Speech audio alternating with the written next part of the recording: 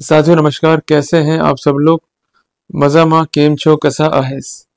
आज एक महत्वपूर्ण टॉपिक पर हम चर्चा करेंगे। टॉपिक जुड़ा हुआ है नॉन कॉग्निजेबल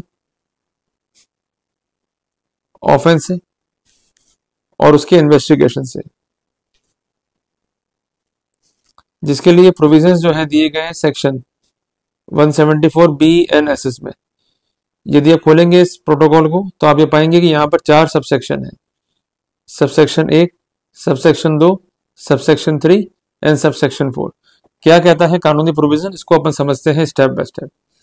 पर एक बात ध्यान रखिएगा कि जो मामले हैं नॉन कॉग्निजेबल और कॉग्निजेबल, उनको दर्शाया गया है इन द कंसेंट शेड्यूल, जो कि अटैच्ड है विद द BNSS। सबसेक्शन 1 ये कहता है कि जब कभी भी कोई इंफॉर्मेशन रिसीव होती है SHO को regarding the commission of non cognizable offence, और ऑफेंस जो है कमिट हुआ है विद इन इस लोकल लिमिट, तो ऐसे सिनेरियो में जो ये इंफॉर्मेशन है इसको वो एंटर करेगा या एंटर करवाएगा और कॉज टू बी एंटर्ड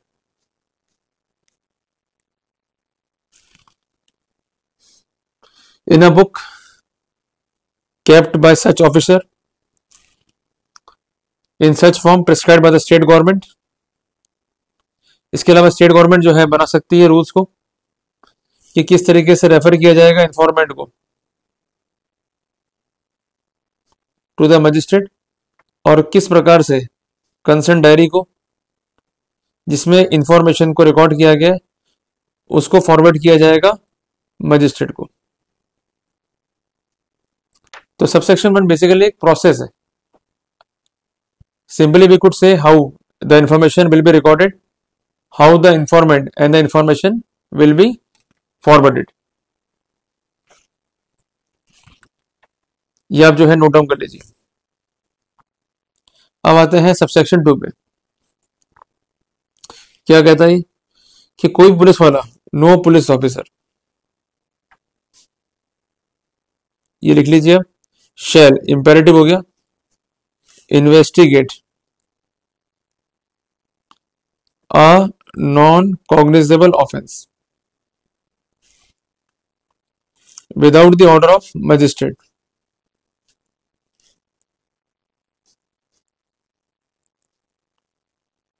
और अभिप्राय क्या मजिस्ट्रेट से, he must have the power to try such case और must have power to commit the case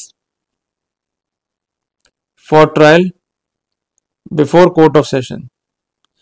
कुल मिलाकर के बात यह है कि जो कंसर्न मजिस्ट्रेट है उसके जो जुरिडिक्शन है, उसका कंसर्न थाना, और उसके एरिया में अगर अपराध घटित हुआ है और वह अपराध जो है नॉन कॉग्निजेबल है, तो ऐसे सिनेरियो में मजिस्ट्रेट की आज्ञा चाहिए उस अपराध पर जांच करने के लिए। अगर इस तरह की आज्ञा नहीं और जांच कर ली गई है तो ये कार्रवाई इलीगल है, गैर कानूनी है।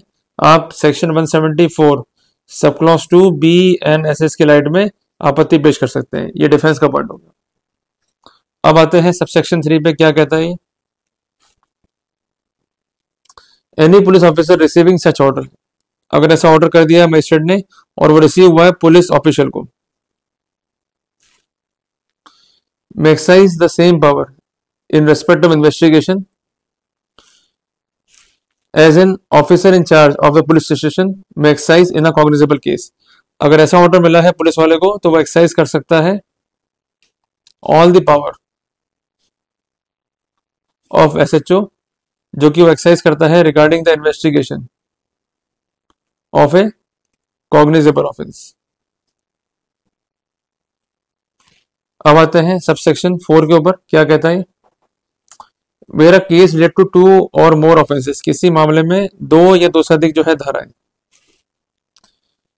Of which at least 1 is cognizable, जिसमें से एक जो है कॉग्निजेबल है और बाकी जो है नॉन कॉग्निजेबल है, तो ऐसे सिनेरियो में संपूर्ण केस को संज्ञेय अपराध जो है माना जाएगा। Entire case shall be deemed to be cognizable case. ऐसे सिनेरियो में अगर अदर ऑफेंसेस नॉन कॉग्निजेबल हैं तो इससे कोई फर्क नहीं पड़ेगा। क्लियर है।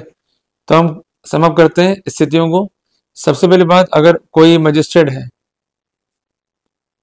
उसके सामने कंप्लेंट है और उसमें डिस्क्लोज हो रहा है नॉन कॉग्निजेबल ऑफेंस, तो वहां पर वो ऑर्डर दे सकता है पुलिस को टू इन्वेस्टिगेट द केस। जब पुलिस जो है जांच करेगी उक्त मामले में with the permission of magistrate या with the order of magistrate, तो उनके पास वही पावर है जो होती है एसएचओ के पास में regarding the investigation of cognizable offence. इसी प्रकार अगर पुलिस है, उसको सूचना मिली है किसी अपराध के बारे में जो घटित हुआ है with in the local limit of the PS, तो ऐसे सिनेरियो में एसएचओ जो है वो रिकॉर्ड करेगा इस इंफॉर्मेशन को in the diary in such a manner prescribed by the state government. इसके अलावा स्टेट गवर्नमेंट जो है बनाएगी रूल कि किस तरीके से इंफॉर्मेंट को और इंफॉर्मेशन को जो है फॉरवर्ड करना है to the concern magistrate. Clear बात है। और सबसे इंपॉर्टेंट बात, अगर मामले में दो या दो से अधिक जो है सेक्शन है, एक सेक्शन जो है कॉग्निजेबल है, अदर जो है नॉन कॉग्निजेबल है, तो एंटायर केस को जो है कॉग्निजेबल केस के रूप में जो है देखा जाएगा। इससे कोई फर्क नहीं पड़ता कि जो मेजोरिटी में ऑफेंसेस हैं वो नॉन कॉग्निजेबल है। पर एक बात ध्यान रखिएगा कि जो मामले हैं नॉन कॉग्निजेबल, उसमें किसी भी रूप में पुलिस जो है जांच नहीं कर सकती है without the permission of the magistrate.